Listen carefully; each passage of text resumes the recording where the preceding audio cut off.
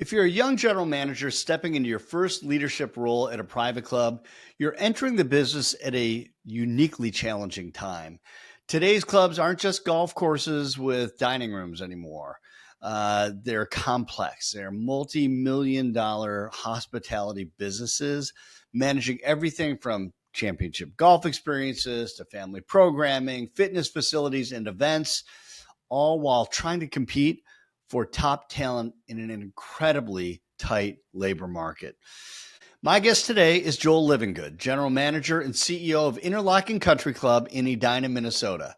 Over the past 9 years, Joel has led Interlachen through a transformational period that included $70 million in capital improvements, a Donald Ross golf course restoration recognized as the top restoration project in the United States, and the development of a comprehensive West Campus featuring fitness, tennis, and family dining. But what makes Joel's story particularly valuable isn't just the impressive facilities, it's how he's built a culture of accountability, developed a high performing team of 450 people, and partnered with his board to create a governance model that actually works. In this conversation, we talk about why defining your mission and values isn't just some sort of feel-good exercise. It's essential for making tough decisions. We explore what it takes to build and lead a team capable of delivering best-in-class hospitality. And Joel shares practical advice for young GMs navigating the pressure cooker of modern club leadership. Here's my conversation with Joel Livingood. You're listening to Crushing Club Marketing, a podcast for progressive club leaders ready to increase their club's revenue. Time for change begins right now. Well, Joel, thanks so much for joining me today. Pleasure to be here. Yeah, it's always good to see you. Last time we talked, it was the midst of the pandemic, and I can't, everyone was innovating and trying different things, and now here we are, 5 years removed from that, and you guys at Interlachen have been really, really busy. Can you give us a rundown? I mean, from the clubhouse stuff to the golf course, what have you guys been up to over the last several years? Yeah, of course. You mentioned it when we were catching up before the call. It's been 9 years since I got to Interlachen, and I tell people it feels like 20, but in the best possible way. We started out on this transformational journey in 2017 to really I won't say reimagine, but reinvigorate Interlachen. And to do that, we looked a lot to our past. Every organization evolves and goes through different periods of time, and there's all these inflection points. And Interlachen's had a number of them. And fortunately, here, 116 years later, at each of those inflection points, our membership and those in management have made a lot of good decisions. And we've been privileged to be a part of some of those for now nearly the last 10 years. And since we last caught up, we've made what we described as a transformational investment, our campus. We built what's called our West Campus, which is really our athletic, family-forward component of the club. We've got a standalone restaurant we call the Lodge, which is kind of a drop in with your family, in and out in 45 minutes kind of place. Everything on the menu is under $20. We built an indoor tennis facility to expand that programming year-round. And I won't say the big surprise of the project, but probably one of the most exciting parts of the project was about a 15,000 square foot fitness facility that we had high hopes and expectations for, but has vastly exceeded all those in terms of engagement and use. And then at Interlachen, core part of our mission here is our golf course and championship golf experience. We did the first major restoration of the golf course since Donald Ross was here in 1919. Worked with an incredible architect, a gentleman named Andrew Green, who's done a lot of Ross restoration work, and another place where really had high expectations. And I remember being out on the project a number of times with our director of golf, Nathan, saying, man, is this really going to be as good as we think it is being out here? Right? There's a natural bias when you're involved in something as deeply as we were. And now, a year after opening, just incredible feedback from members, guests, and folks across the industry. So it's really been a transformational period for the club and a lot of fun. And the best part is probably the best is yet to come. So yeah, and I mean, mentioned I think it's the top restoration project in the country by Golf Digest magazine, which is pretty amazing recognition as well. Yeah, it's fun to be recognized. I think a little bit of part of Interlachen's culture is a little bit understated and humble, but certainly fun to be recognized, particularly by groups like that. Well, you have had no doubt. I mean, the club has spent a lot of money, in the last several years. I say that not lately, but to do that and to get some of those things done, I mean, it requires exceptional leadership as well.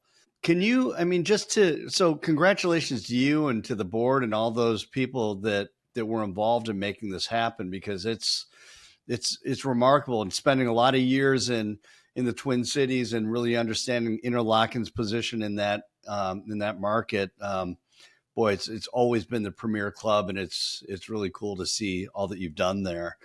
Um, but it's changed. I mean, you said 9 years.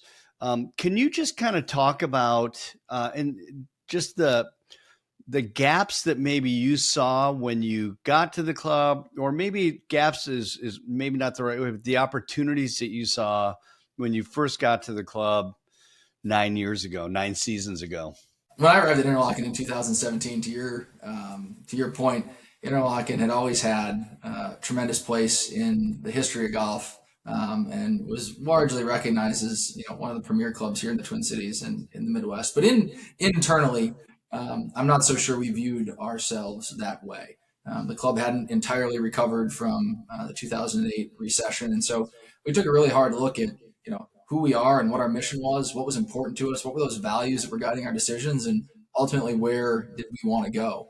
And as I reflect back on all we've accomplished during this period of time, it is $70 million of investment, which I think a lot of people arrive and they see all these things we've built, and they look at what it would cost to do that, and kind of get hung up there. But what I tell folks is the most important thing we did, what we absolutely had to do before we could do anything else, was get really clear about that mission and those set of values, and make sure that everyone on our board and our management team were aligned, our membership was bought in, because we faced a lot of challenges over the last 9 years doing what we've done. It wasn't easy, and to your point, these decisions are hard, and it requires a lot of courage and conviction, and all of that is much easier when you're really clear about who you are and what's important to you.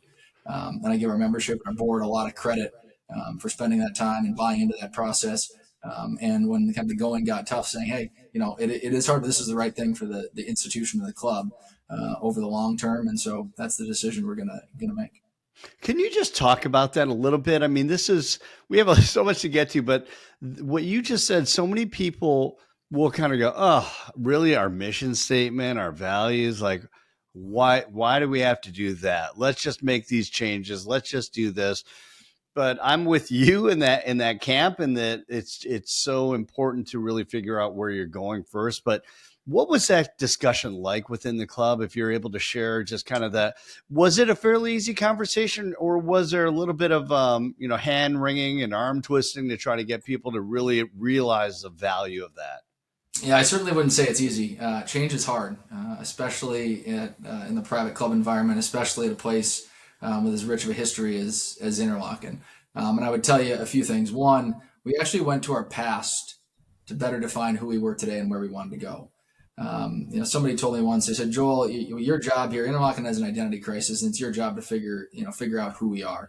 And some people think we're a golf club with some country club amenities, and other people think that we're a family club, and that's hard when we've got this top 100 golf experience. And we actually went back to our past and why were we founded? We were absolutely founded as an 18-hole championship golf course, but early on, if you look in the early 1900 articles in the Star Tribune, it talks about kind of the social epicenter that Interlaken had become. You'll very early in our archives see photos of families here socializing and celebrating the holidays together. In 1954, after the World War, people weren't joining the club, and so members went door to door to gather votes to get the pool built. And there were a host of great championship golf events over that period of time too. And so the messaging was, we actually can be both of these things. We've been both of these things for the last 100 years, and now it's about kind of redefining that for today and saying, hey, our mission is to enrich the lives of our members by providing outstanding championship golf and family experiences. And so you hear three things in there. It's actually not about all these great facilities and spaces of the golf course we have. We're here to enrich the lives of our members. When we ask our members why they're here and why they enjoy the club, they don't necessarily talk to us about the golf course or the fitness facilities, but they talk to us about the memories and experiences they have in those spaces with their family and their friends and what it's meant to their life. So first and foremost, we're here to enrich their lives. How we do that at Interlachen is through outstanding championship golf and family experiences. And outstanding means something. That sets a bar for how we're going to do this. And then if you get into our values and kind of those guideposts for decisions, you see some of the same. One of our values is tradition, which might be obvious given a place like Interlachen. But what does tradition really mean? Tradition didn't mean putting on your sport coat and your khaki pants and coming to dinner. The tradition was that you came to dinner every Sunday night with your family. And so as we fast forward into this period of time and said, why aren't families coming to dinner at Interlachen? It's because they didn't have a venue or a place where they felt comfortable maybe bringing the kids casually after their soccer game on a Sunday afternoon, so they chose somewhere else. And so, understanding that mission statement, but then kind of what values shape their experience. I'll give you a couple other examples. One of them is excellence, and excellence sometimes gets overused. I think it's really easy for every organization to say they want to be excellent, but that's a distinct choice. We're pursuing the highest quality in everything that we do. That informs how we think about investments in our spaces, the type of product we're putting on the plate in the restaurant, the type of conditions they're going to have on the golf course. That certainly comes with a set of costs, but we've decided that's part of who we want to be. And then, honestly, I think the balance of tradition for us is innovation, and that might feel like a really forward-looking, progressive idea today in the club world. I'd argue we've been innovative since 1909. There's an incredible picture of one of our founders standing on this completely barren farmland in 1909, just kind of looking off in the distance. How innovative were they to think about what they were about to build and what it's become today? And I can talk about all of them in that light, and we talk to our members about them in that light. I'll give you one more. Another one of our values is stewardship. Simply put, this isn't about you; it's about the next generation. Our members' job, their role, their obligation, their responsibility is to protect and enhance Interlachen for the next generation. And so we talk about these things with our members, and we cite examples from both our past and how we're thinking about the club in the future to bring some real context to them. Because I think, to your point, it's just words on a page. They are words on a page, but those words on the page guide our actions and guide our decisions. And when we're faced with to go left or go right, that's the lens at which we look through them. That's how we orient our board members and train our board members to say, when you step into this room, you've got a lot of your own personal opinions. You've got those are influenced by your friends and your family, and those are important. But our job, once we've agreed that this is the right mission and set of values, is to look at decisions through this lens. And we've been steadfast in that for all of those 9 years. We just sent a leadership update out today to all of our members. Goes out about quarterly from our board chair, myself, and right at the top of that's our mission statement. Right at the bottom of that's our values, and right in the middle are our goals. And that whole message is about what are we doing to support these things. So And constantly that's where it lives. constantly reinforcing those things. I mean, in all your communications. So when you have, big changes or restoration projects you want to do, it all goes back to, does this help us accomplish our mission, and does it align with our core values? Yeah, I mean, repetitions and reminders are a part of learning. I tell my wife that all the time. I'm like, I'm learning. You start remind me. That's right. But you see, they're on the wall. You walk up on our third floor right before you kind of walk into the conference room where our board meets. Those mission and values are on the wall. And then we've actually got them kind of sprinkled throughout campus for our members to see too. When we built the West Campus, we put a plaque right above the fireplace that reminds people of who we are and what's important to us. We talk to you about it in the admissions process. Before we even extend you an invitation to join, we talk about them. When you're oriented, we talk about them. And then you continue to see that show up in communication from club leadership and be used as a lens to, or an opportunity to tell a story about a project or thing we're planning to do. And again, that's not all. I can't emphasize it's not all about dollars and cents and spending, right? It informs how we think about club policy. It informs how we think about our culture and what it means to be here. It informs the type of team members we select. It shows up in a lot of different ways.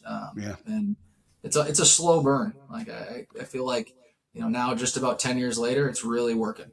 But halfway through, I'm not sure, there are still some skeptics. It's hard to be skeptical today. But committing to it and making it, just saying committed to it is such a big part of that.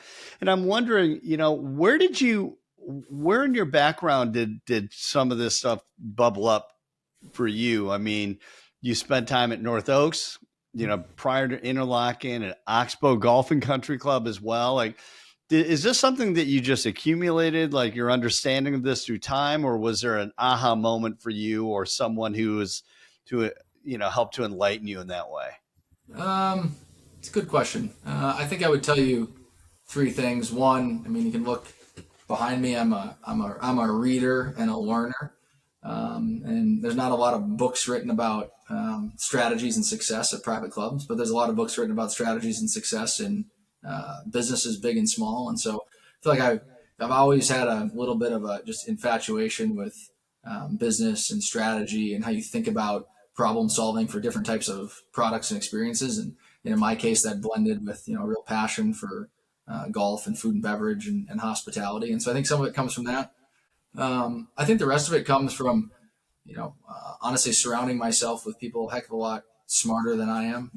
I've had great board leaders and board members that have brought their personal and professional experiences into the boardroom to say, hey, here's how we maybe should think about this.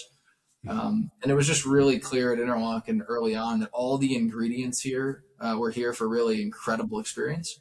But that was going to be hard if we were having this kind of constant conflict or debate about who we are. And so maybe we were lucky. We have this, it's pretty unusual to have a family club like Interlochen. We have 900 or so families at the club today, and nearly 90% of them live within 3 miles. And then you combine that with a top 100 championship golf course. That doesn't exist in a lot of places. Usually those things are pretty separate. Or if you've got a family club, you just got a pretty good golf course. And so I think a little bit of it was by necessity. But all of the brands and businesses that I admire the most and look to are really clear about those two things, and they've found ways for them to show up materially in their experiences. Let's talk about that. Just keep building off of that because you have built a brand. I follow Interlachen on LinkedIn. I see a lot of the stuff you guys post. I've watched a lot of your videos. Um, you know, Plugging into Heart as being, and I'd love to learn more about that as well. But you have really you've created a brand, and I'm sure you've got a great team of people who have helped bring this to life. But where did you learn how to do that stuff? Is it just from reading those books behind you, or like what is what's the key there? Well, you said one thing that's important for me to recognize. You said you've got a team of people, and I would tell you that all of this work. I'm fortunate to be able to sit in a chair like this and tell the story because it's a fun story to tell now. But we've got an incredible team of 450 or so people that show up here every week with the same sense of passion that I do for the experience that we're delivering, and that shows up in thousands of different interactions and ways every week. And so I'd be remiss if I don't recognize them. It doesn't happen without them. It doesn't happen without our members. And I think that's the sign of a great club. But the brand itself is we think about it that way. And I don't know if most clubs think about their brand as much as they should. And maybe Interlochen's kind of national recognition or reputation, you know, was important to me realizing that early on. But we think about it like that. Everything that we do, everything we post, everything we say communicates some message. And do we have a cohesive message? And does that message align with our mission, vision, and values and the experience we want people to have when they're here? And so we've put a lot of time and effort into that, a lot of thought into that. Really at every stage, how we communicate externally to prospective members, how we communicate externally just to people who interact with us in any way, how we communicate to the industry, how we communicate to prospective employees, and then internally, same or more effort into the messaging that our members receive, day in and day out, and is that can be reflective of the experience when they arrive at the club or that event, and then with our team, right? That internal audience is really important. We're setting a standard for how we're asking them to show up every day, and that's another thing. It's been a slow burn. I mean, we had a half a person in communications when I started, and then a full time person, and then two people. And now today we've got a team of 3 full-time people, and frankly, they got more work than they know what to do with. We got more ideas than we do people, Right. but we do think about it like a brand in a really intentional way, and whether that's in voice or imaging, what have you. It's all intentional and thoughtful, or at least we hope it is. Yeah, well, it's certainly. I mean, you see it, which is really interesting. And I go back. 10, 15 years ago, even, before the Solheim Cup. And Interlachen was just it was a really nice country club in Edina. But I mean, the brand is strong. It feels like you can feel, I think you can feel the presence in the community. You certainly see it online. And I got to believe that helps you tremendously when it comes to recruiting and building that team and keeping a team that you have to have if you want to deliver the member experience that you're able to deliver. It starts with having the right people.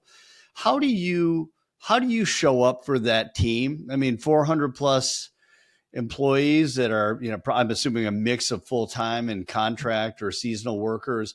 But how do you, like, when you think about yourself as a leader, how do you try to show up for them every day? I'll tell you a couple of things. I think it's important. We talked about our mission and our values. We've got 5 goals, and I'll tell you 2 of them. The first is to enhance our member experience and deliver memorable, best-in-class hospitality. And the second one is to be a top workplace and attract and retain talented team members. And you said it. That's kind of 1A and 1B, or 1A and 1B, depending on how you want to look at it. And so for me, I know that that's my most important thing every day. And I tell our department leaders that's their most important role every day. You know, make sure that you're showing up for your team. How are they doing? What do they need to be successful? Can you remove some roadblocks to make their work easier and better? Do they think you have a good understanding of their work and how they do it? And so, I think one of the things, Interlochen had about half that many team members in 2017. We're 3 times smaller in revenue and 30% smaller in members. And I always said it was really easy just to kind of, everything was located here in the clubhouse. If I wanted to change something or influence something, I just walk outside my office. I'd spend a few shifts in the restaurant. I could go spend some time down on around our golf operation. And now we're just bigger in terms of people and how we're spread out. And important that you kind of don't lose that connection to the front line. You got to stay really close to the member and the team experience. And so you'll still see me often on the floor and interacting and working alongside our team and all of our outlets. And you'll see all of our department leaders doing those same things. I was just sitting in the office with Joseph, our new director of food and beverage, and I said, "What's challenging you today?" Because I feel like I should be on the floor more. I feel like I should be working alongside the team more. I'm getting bogged down by some of these administrative things. Okay. For him to be his best for his team, I got to help you now. How do I remove some of those roadblocks? Where can we shift some of that work? How can we help you prioritize some of that work? But we're looking for people like Joseph, who their favorite part of the job is being on the floor, interacting with the team and the members. And I think that's the only way you can do it when you're trying to deliver memorable and best-in-class hospitality. So we need our people to understand that. And so I hear you. One of the things I hear you, because I was asking, like, how do you want to show up for your team? It really is like, how can I help you remove obstacles? I mean, for your Yeah, team, and is that? sometimes those obstacles are here, right? I always say, like, don't let process get in the way of people. Make sure our people are empowered to make good decisions, make memorable happen. Make sure our people understand what best in class means. So, I was like, if there's frustration either between them and their, supervisor, or us and them, like, that frustration is probably born out of some misalignment of expectations. And so you got to be close to do that. Other times those roadblocks are in their personal life. Like, you got to get to know your team members. I mean, I think if anything's changed since the last time you and I talked 5 years ago, it's that just, the empathy and understanding you need to lead with to win in the competitive marketplace that we're in. You're not working from home at Interlachen. You're not working from home in any private club. And so do you understand what's going on in their life? And we talk about, for our members, it's, the experience is kind of one of one. But I encourage our leaders to take that same approach for their team. And that's not, it might not be equal, but it's certainly not unfair. I'd probably argue the opposite. It is fair, because everybody's coming from, someplace with some different set of circumstances, sometimes better, sometimes worse. And so how do you get to know that teammate and, help even remove some roadblocks in their personal life here at work so they can do a better job? And that's a tall order. It's emotional sometimes. Sometimes you can't do it. But there's roadblocks we can remove here, and by getting to know them personally and what's going on in their lives, we can try and remove some otherwise. And that's where I think, like, the momentum really comes. And we've seen that in really strong retention in places where you normally don't see it. Yeah. Marcy Mills from Copland, Keebler and Wallace was telling me that one of the most requested characteristics of general manager candidates recently has been The clubs want a general manager who's going to spend a lot of time with their members and glad handing and things like that. Is it, in your opinion, is that if you have the right directors and the people who are also really good with members and want to spend time with members, is there as much pressure on the GM to actually spend that time with members? Like I look at your job and running a team that large in a business that's the size of Interlachen, and not unlike a lot of clubs. I don't know how you have time to talk to people. Yeah, so I say I find myself saying this a lot about leadership. You read a lot, you listen to a lot of podcasts, you hear people talk, and I think people always like to talk in extremes, right? So you always need to do this, or you never have to do that. And the real answer is it's balance or tension. I don't even think it's balance; it's tension. And what side's that tension on? There's times where I know, I need to be more, engaged on the floor and visible in front of, both members and our team, right? And so you shift your priorities that way. And there's other times you say, you know what, like you got to be able to hunker down and get some work done. That changes day to day, week to week, month to month. And I think the best leaders, the people that I admire the most, they find they find the right tension. And so, is it an important part of my job to be engaged with members? Absolutely. Right. Just like I want to stay close to the front line of our team, I want to stay close to our members and the experience they have. I want them to know me, feel comfortable sharing information with me, asking questions, giving me their feedback. Um, you know, Building trust. Right. You don't do $70 million worth of capital improvements and change and grow the way we do without trust and leadership. And you can only build so much trust from behind your computer or email or some video. So I don't want to underplay the importance of that engagement. But to your question, day in and day out, absolutely. Like all of those people on the front lines, starting with our department leaders, need to, be an extension of me, and their teams need to be an extension of them. And so, getting the right people in the right seats on the bus is critical. Can't be everywhere at all once. I don't even visit every, area of our club every day. I'd like to, I try to, but there's tension there. Are you in the right places at the right times when you need to? And you got to make the right decision there most of the time. Yeah. How has your relationship, speaking of tension, how has your relationship with the board evolved over the last 9 seasons? Mm-hmm. Governance was a big part of the transition here. I remember sitting in my first interview with the current club president, and we talked a lot about what we thought Interlaken needed to thrive. And there was certainly capital investment, and there was certainly some improvements in the experience, both for members and the team. But we probably spent the most time talking about governance. And I think if I were to say, if understanding our mission, values, and goals was the first key to our success the last almost 10 years, I would say getting governance right was a really close second. Mm-hmm. Uh, with poor governance, those mission, values, and goals aren't going to stick. When the going would have gotten tough, we would have pivoted the other direction. Mm-hmm. And so I think, understanding the roles and responsibilities of the board and management, and in the case of Interlaken, remember one of our board members said, he goes, "I'm tired of picking the Easter brunch menu." And it's our job to ensure the club's managed well, but it's your job to manage the club. And so we've got really clear roles and responsibilities. We've got a real clear delegation authority, what I can and cannot do, what our team can and cannot do. And I think more than anything, there's a great sense of accountability between myself and the board. And I feel like sometimes this is where our industry gets it wrong. You hear a lot about tough governing environments, and for whatever reason, the relationship between the board and that general manager didn't work out. My view and how we've approached it here has been, if we know who we are, if we know what's important, if we know what our goals are, there's a set of metrics that tells us if we're making progress or not.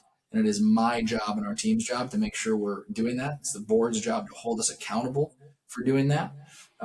It's their job to help give us the resources to do that.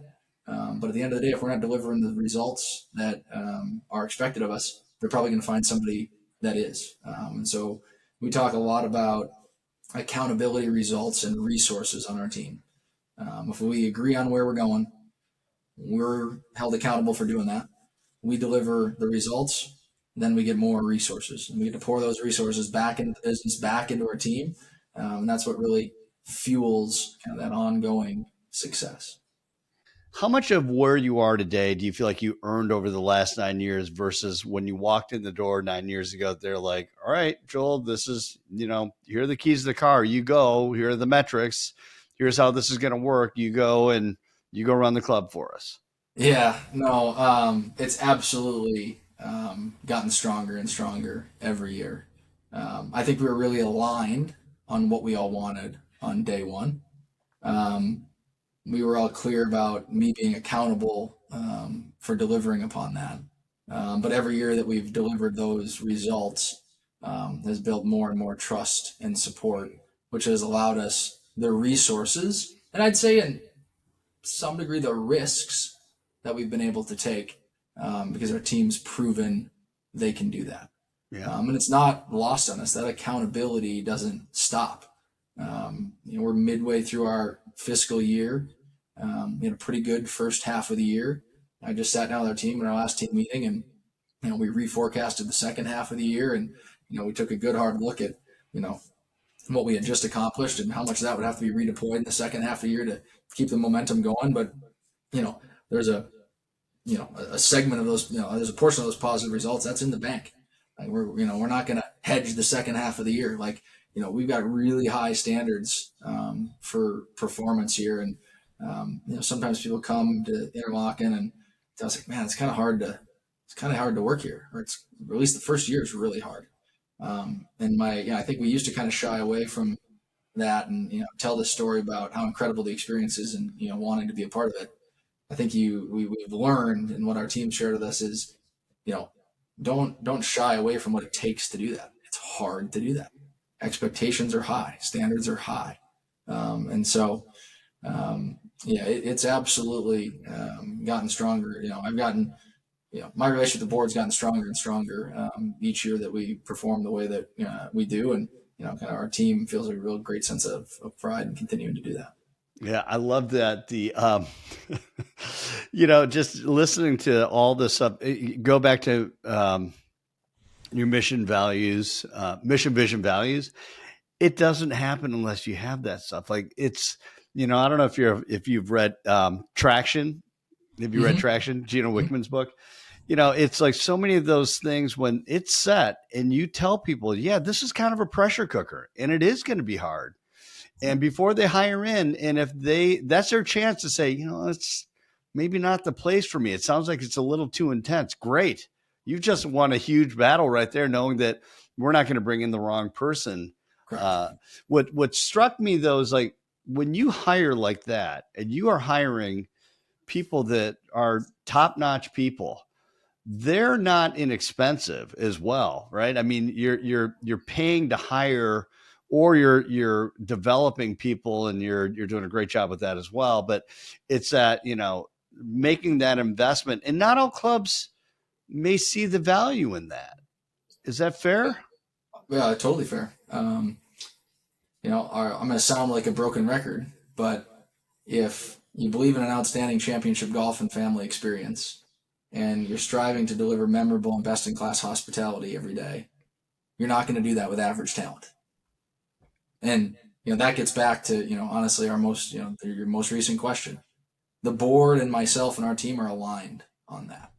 We're aligned on who we are and where we're going. We're also aligned on the resources required to do that. And they've given us those resources, and that doesn't mean that you've got an endless pocketbook and the ability to spend with no end. You can't pay the most everywhere. You can't pay the most in a lot of jobs. What I tell people is really three things, and this was one of our most recent board presidents. He shared kind of a similar philosophy with me. I think people want three things. Like, first and foremost, they want a job where they feel like they can make an impact and a difference. And so we spend a lot of time trying to connect day-to-day work with the end outcome. Whether you're a dishwasher, a lifeguard, an assistant golf professional, or on the grounds crew, your work matters to this experience. You want to be part of something bigger than yourself. And a lot of times, maybe particularly in today's world, doing that at a private club isn't as fulfilling, but let us help you understand why it is fulfilling. So that's number one. Two, you want recognition for a job well done. And so, we try to, reward and recognize and appreciate our team when they go above and beyond, and do a great job. And then I think the last thing is you want, the opportunity to grow and improve. And so we spend a lot of time, with our team. Where are you? Where do you want to be? And how can we get there? Like the underlying assumption is yes, everyone wants to be compensated fairly. And so what's the market for your job? We want to be in the 75th percentile, give or take a little bit. Sure. I'm going to probably have a hard time getting, best in class at the median, but I can't afford to pay everybody in the 90th percentile. And so, we focus really hard on those first three things that don't cost us a lot of money at all, and we provide really competitive compensation. And that recipe's worked well for us. Yeah, I love it. Was there a time where you had to get past a board that's or over in the time that if you've had this, a board that wants to be too involved operationally? And how do you get through that? How did you get through that? What does that look like to try to navigate through that? Because sometimes it can feel like for a leader, for a general manager, like, wow, I'm just in the crossfires of member interaction and members getting involved operationally. Like, how do you and what is your recommendation for those people who are kind of in the crosshairs of that, trying to get through that? Yeah. You'll find I do a lot of things in three, so I'll give you three things. The first is get over it. It's going to happen. So I used to get so upset, even in our good governance model here, when board members or committee members would get involved in things that I thought were operational. And I think you got to remember, they're getting involved because they care. They're passionate about this place, and they're passionate about the experience, and they want it to be great. Sometimes that can be, misguided or land in a place that you don't want to. But I don't let it upset me anymore, number one. Number two, I try to be a partner with them in that. And I try to be the professional and the expert in that. And so if they're sharing a piece of feedback with me, or they're trying to dig into a place, maybe that I feel is, too operational, that's where I try to let my expertise show and say, here's, I hear what you're saying. Here's how we're thinking about it. Here's what we're going to do. And then I think the last thing is we try really hard here to arm ourselves with good data so that doesn't happen. A lot of times I feel like people get involved, yeah, absolutely, because they care, but because things aren't going the way they think they should be going, or they don't think that we're hearing them. So if I fit, the ultimate objective is to, address these things before they rise up. And so, we survey and gather feedback daily across our operation. We respond to it. We report it to the board, the good and the bad, and tell them what we're doing with it. And most times that keeps them in their lane, because it's usually born out of something that's affecting them personally or a friend personally. And when they maybe see that now this maybe isn't a broad issue, this is pretty isolated. It doesn't shift from turn into a governance issue. It's just a piece of feedback that we can respond to. Yeah, so much stuff that you're juggling. How is your job? How's the job of the general manager today different than it was maybe when you first started out? You go back to your early years, and is it North Dakota where Oxbow is? Yeah, it's you never forget where you came from, and that place taught me a ton. It's a different job there for a lot of reasons, but just in general in the industry, though, I mean, it seems like it's just everything has gotten a little bit more complex. There's way more data even to pour through to really understand and to learn that. I think some people expect club leaders to know more about certain things, and managing people and hiring is harder. And, there's just so many variables now. Yeah, there for sure are. And I mean, candidly, I think that's why governance is so important. The only thing that makes it harder is when you've got, 10 or 15 people trying to manage all those things without any alignment on direction.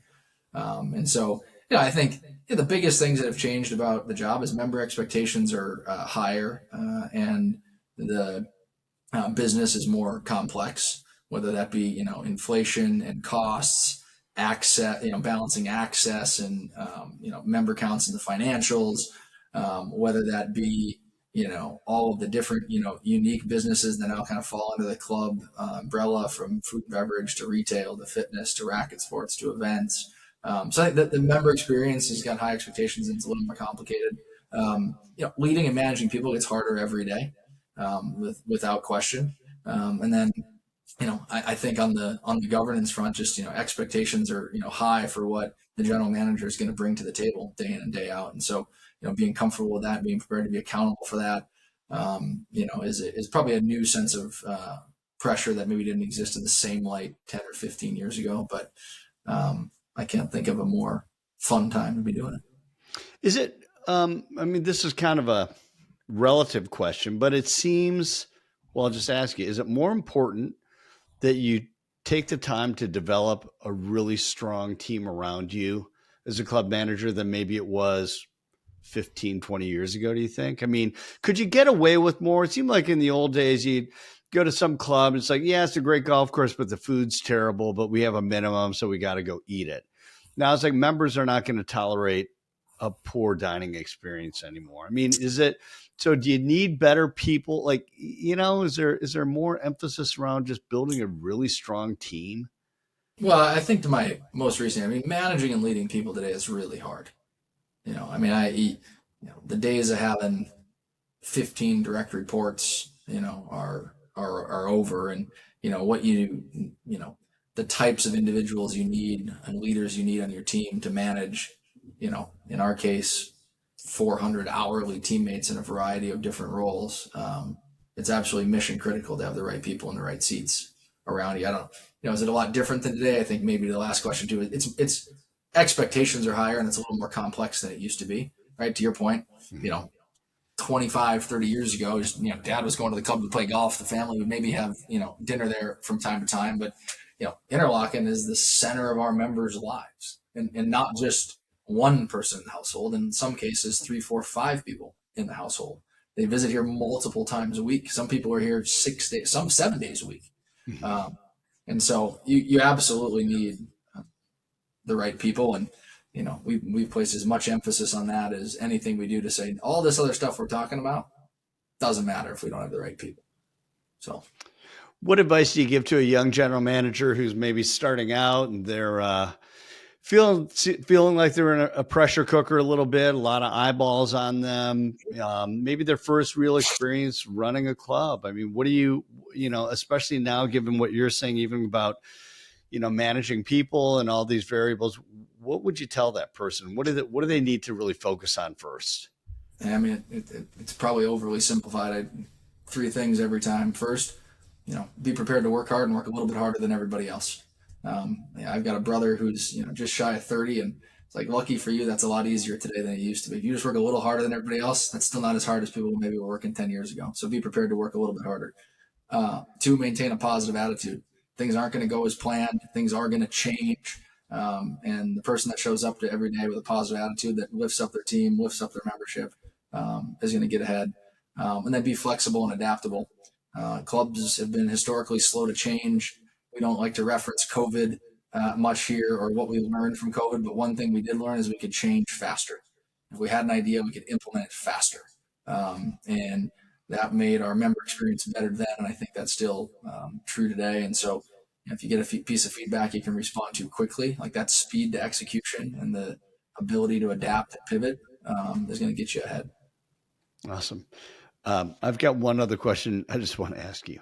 How much, how important has it been that you've really dived into just like business leadership and that you've taken the time to become a student of some of the, I mean, the things you talk about, I read a ton of that stuff as well. And there is discipline in a lot of the books that are published out there. And it can shape who you are as a leader. How important do you think that is for young people who are getting started in these leadership roles? Yeah, mission critical. I mean, whether it be the complexity and expectations of the member experience, whether it be the challenges leading people today, or getting governance right, um, having a skill set and those disciplines will matter. It will get you ahead. It will help you deliver a better experience. It'll help you lead your team better, and it will demonstrate to your board that they can trust you and empower you to run the business like you should. These are concepts and principles that they see in their everyday business life and careers, and it needs to show up at the club in the same way. So, I certainly don't take everything I read. I certainly didn't take everything I learned in school. But the reality is, you know, you're running a club, but that club is a business, and the product is the experience. And if you're not thinking about it that way, I think it's harder for all of those other things to reach their full potential. Yeah, awesome. Thanks, Joel. Of course. I appreciate it. Yeah, take care. Thank you for listening. If you find episodes like this helpful, be sure to share it and subscribe on whatever podcast platform you're using. Until next time, keep crushing your club marketing.